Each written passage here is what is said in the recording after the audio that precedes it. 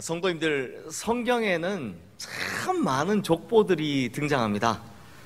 창세기에 등장하는 족장들의 족보로부터 시작을 해서 역대기의 경우에는요 1장부터 9장까지 총 9장 전부 다가 족보로 되어 있을 정도로 성경에는 실로 수많은 족보들이 엄청난 양으로 등장합니다. 그래서 제가 신대원 입시 볼 때 이게 제가 자주 드린 말씀인데요, 이 족보들을 막 외우는데 막 속으로 막 끓어오르는 겁니다. 막 나중에는 막 첫 글자만 따서 외우는 겁니다. 세대 개마야 막 외우는 겁니다. 그러면서 이런 생각이 드는 겁니다. 아니, 나는 우리 고조 할아버지 위로는 이름도 모르는데 뭘 이렇게 남의 집안 족보를, 그것도 외국인 족보를 이렇게 내가 외워야 되냐 하는 생각이 들 정도였습니다. 마찬가지로 오늘 본문인 마태복음 1장에 보면 이름도 모르는 사람들이 낳고 또 낳고 하여튼 무슨 순풍산부인과도 아닌데 끝도 없이 낳는 예수님의 족보가 등장을 하는데요. 근데 성도님들, 마태복음 1장에 등장하는 예수님의 족보만이 가지고 있는 특징이 있다는 거 아십니까? 그러니까 이름도 모르는 사람들이, 그것도 외국인들이 낳고 또 낳고 하는 줄만 알았는데, 성경에 나오는 다른 족보들과 다른 예수님의 족보만이 가지는 차별성이 무엇인지 아십니까? 답을 말씀드리면 바로 파격적이다 라는 겁니다. 파격이다라는 겁니다.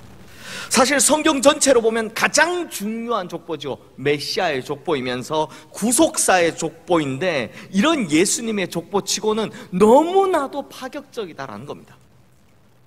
보십시오. 먼저 오늘 본문 1절 말씀이자 신약 성경의 제일 첫 말씀은 이렇게 시작이 됩니다. 우리 함께 읽어보겠습니다.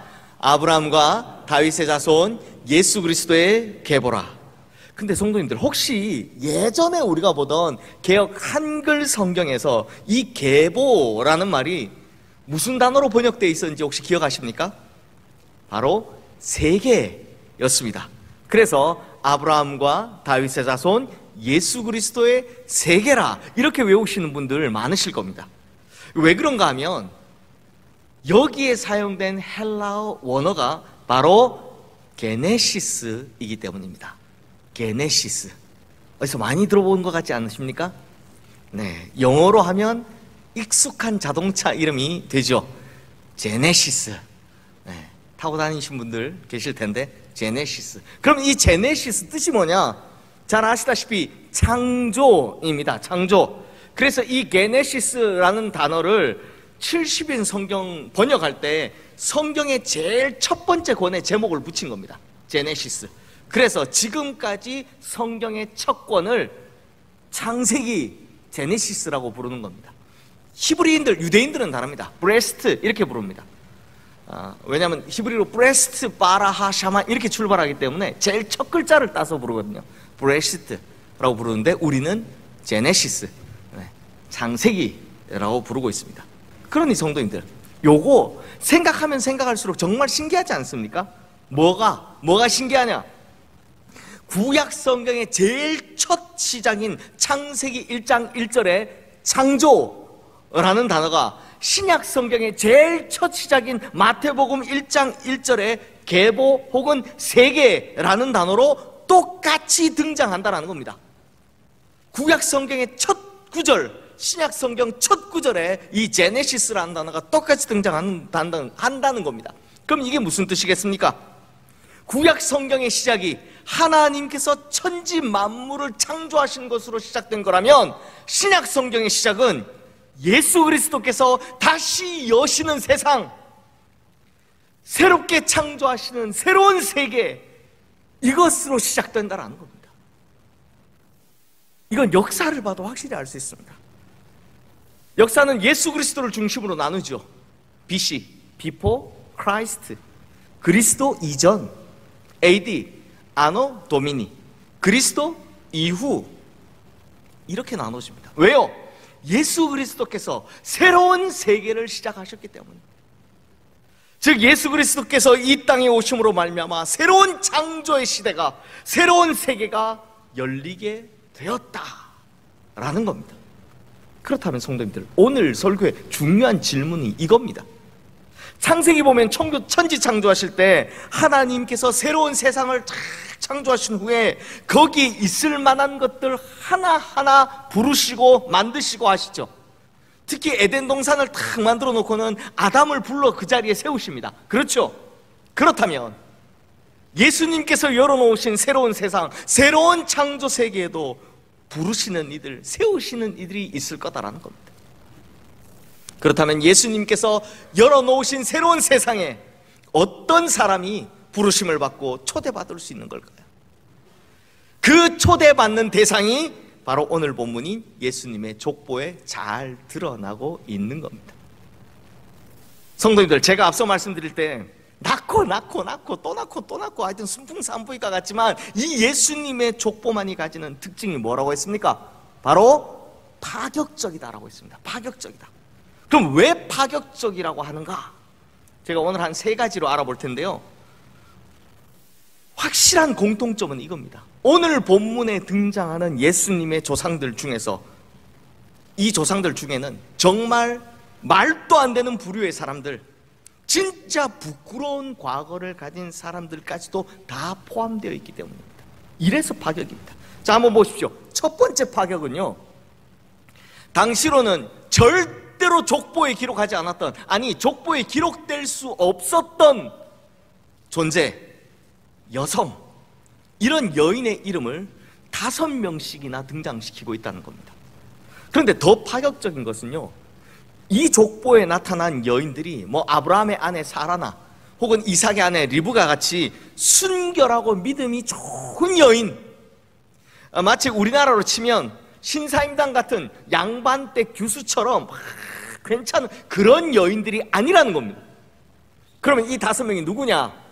다말, 라합, 룻, 우리아의 아내 바세바, 그리고 마리아, 이렇게 5명인데요 우선 다말은요, 아들을 낳지 못해서 대를 잇지 못하니까 창녀로 변신을 합니다. 그래서 누굴 꼬드기냐?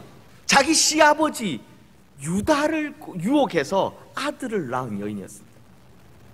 또 라합은요, 이방인인 가나안 족속이었을 뿐만 아니라 여리고 성의 기생 출신입니다. 그런데 이걸 성경 원어로 보면 기생이 아니라 뭐라고 되어 있냐? 창녀라고 되어 있습니다. 창녀 출신입니다. 그리고 룻은요, 참 아름답고 고귀한 성품을 가진 여인이었지만 예수 그리스도의 조상이 되기엔 치명적인 약점을 가지고 있었죠. 바로 모압 출신의 이방 여인이었다라는 결정적인 흠을 가지고 있었습니다. 또 바세바는 말해 뭐합니까? 원래는 우리아의 아내였죠. 그런데 다윗 왕의 생애 유일한 스캔들 대상, 다윗 왕이 크게 한 번 잘못하는 게 있는데 그 대상, 바로 다윗의 간음 대상이었던 여인입니다. 그러니 성도님들, 만약 기독교가요 다른 종교였다면, 특히 이슬람 같은 그런 과격한 종교였다면 자신들의 구세주의 탄생 앞에 이런 치욕적인 사건이 있었다라는 거 절대 밝히지 않을 겁니다. 치명적인 과거가 밝혀지는 이런 이름들, 이건 입에 담거나 발설하기만 해도 아마 그 자리에서 바로 죽임당했을 겁니다.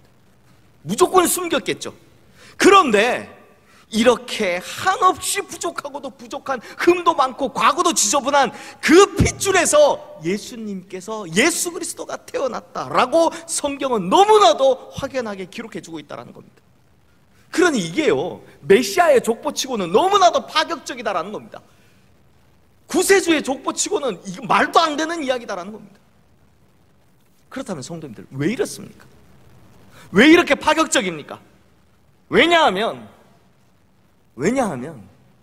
예수님께서 열어놓으신 새로운 세계는 바로 이런 사람들이 주인공들이기 때문입니다. 즉 예수님께서 이 땅에 오신 이유가 바로 이런 부족한 사람, 흠 많은 사람들을 구원하시고자 함이었다라는 겁니다. 그래서 복음은 정말 파격적인 것입니다. 그리고 두 번째 파격은요, 이 구세주의 족보가 최종적으로 처녀의 몸으로 잉태한 마리아라는 여인에게로 이어진다라는 겁니다. 성도님들, 마리아가 어디 출신인지 아십니까? 갈릴리 출신입니다. 갈릴리 많이 들어보셨죠? 뭐 갈릴리 출신, 이게 뭐가 문제가 되느냐 싶지만 사실 갈릴리는요, 메시아가 태어날 만한 곳이 전혀 아닙니다. 그래서 그 믿음 좋았던 나다나엘도, 그렇게 메시아가 오기를 바랬던 나다나엘도 뭐라고 이야기합니까? 갈릴리 지역이었던 나사렛을 두고 나사렛에서 무슨 선한 것이 날 수 있느냐라고 되묻는 걸 볼 수 있고요. 심지어 마태복음 4장 15절 말씀에 보면 이방의 갈릴리여라고, 아니 자기 나라 땅인데 거기다가 앞에 이방이라는 수식어를 붙여놓은 걸 볼 수 있습니다. 그게 왜 그러냐 추정을 해보면, 갈릴리가 아마 이렇게 북쪽에 있다 보니까 그 북쪽에 붙어있는 강대국이 있었죠.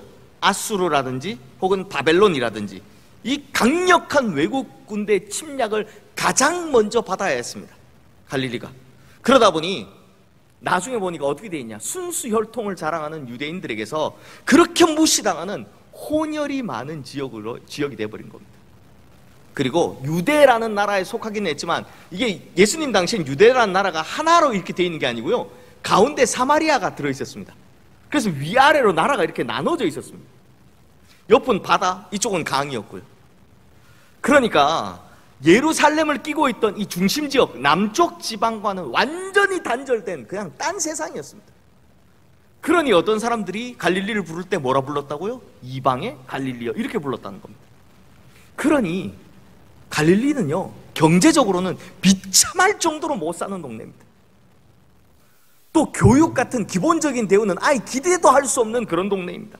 그곳이 바로 갈릴리였습니다. 그래서 사도행전에 보면 갈릴리 사람이라는 표현이 나올 때 이게 무슨 뜻이냐, 오롯이 갈릴리 지역 출신들을 말하는 게 아니고요, 가난하고 배운 게 없어가지고 가장 천대받는 사람들을 일컫는 대명사로 갈릴리 사람들이여 라는 말을 쓰는 걸 볼 수 있습니다.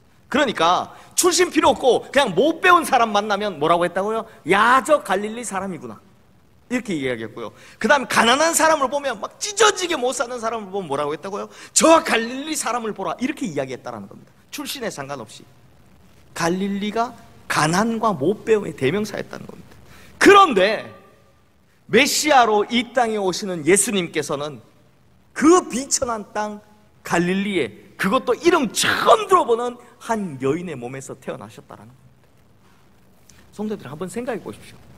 당시에는 로마가 세계 최강대국이니까 최강대국 로마에 얼마나 대단한 명문가의 여인들이 많았겠습니까? 어디 한둘이었겠습니까?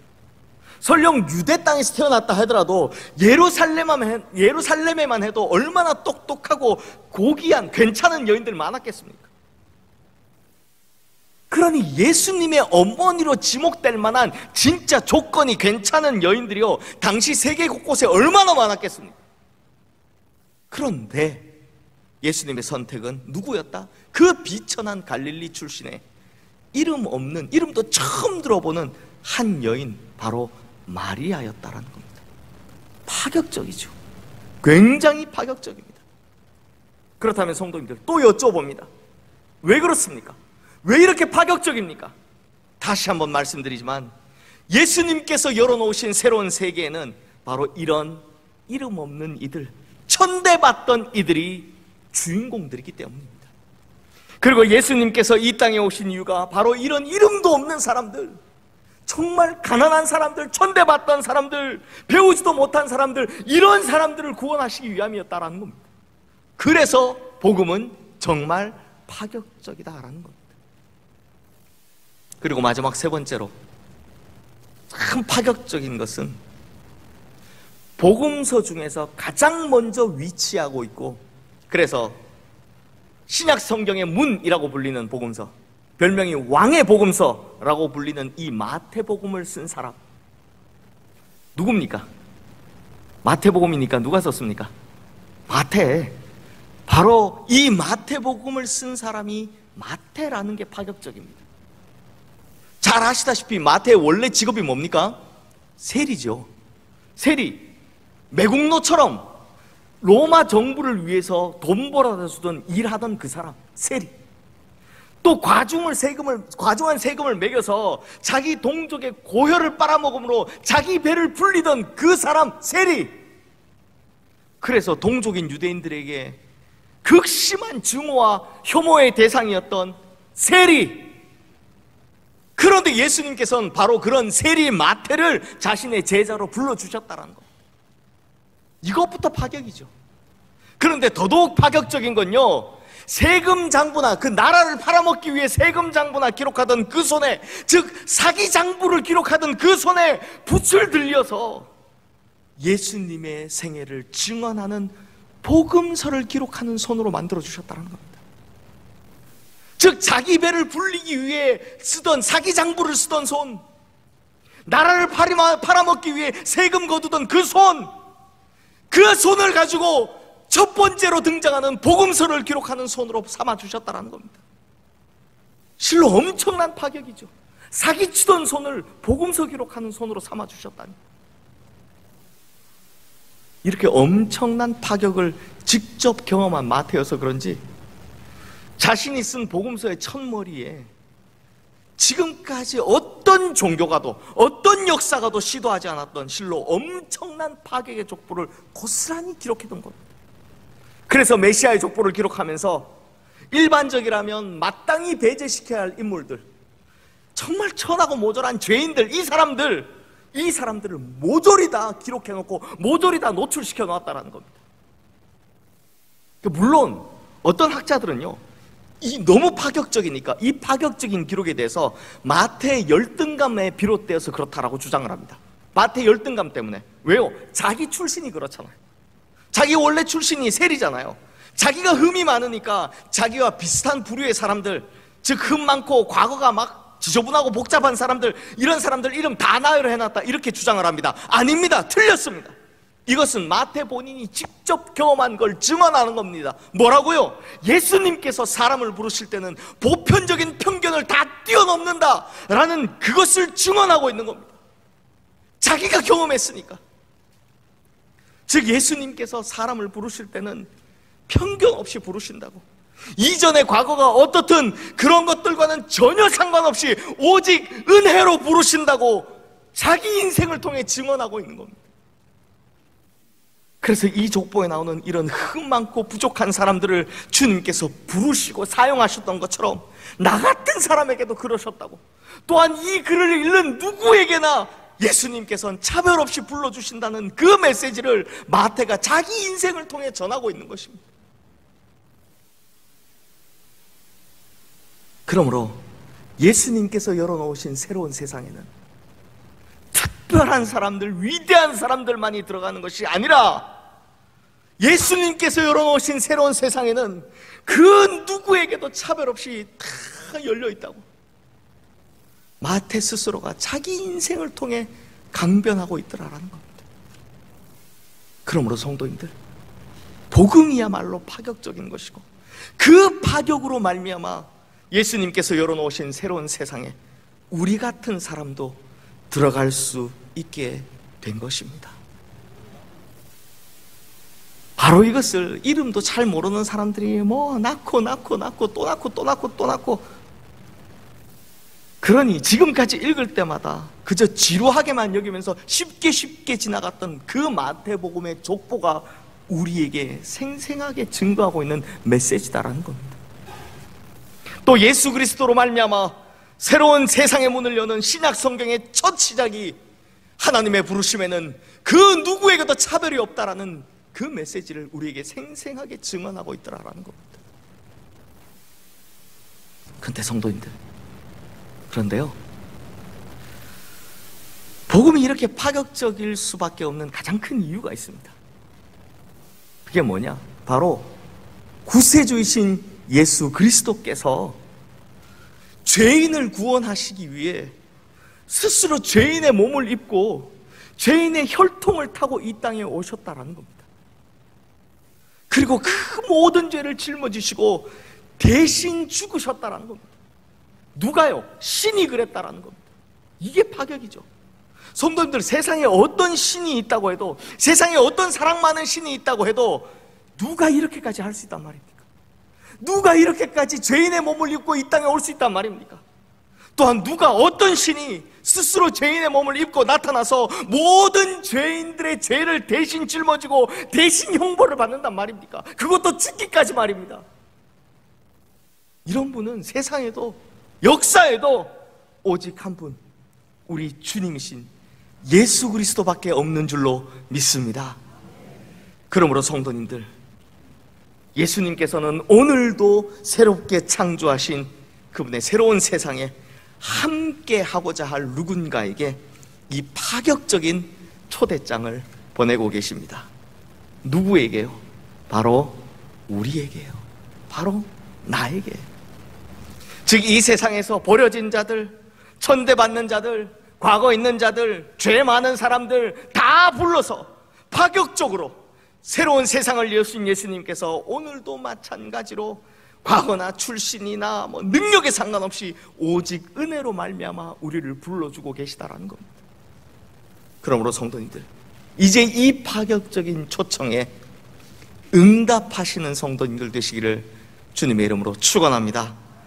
그리고 차마 그 크기와 넓이와 깊이와 길이를 가늠할 수 없을 정도로 그 큰 파격적인 은혜를 이미 내가 입었음을 기억하시고 감사할 줄 아는 성도님들 되시기를 주님의 이름으로 축원합니다.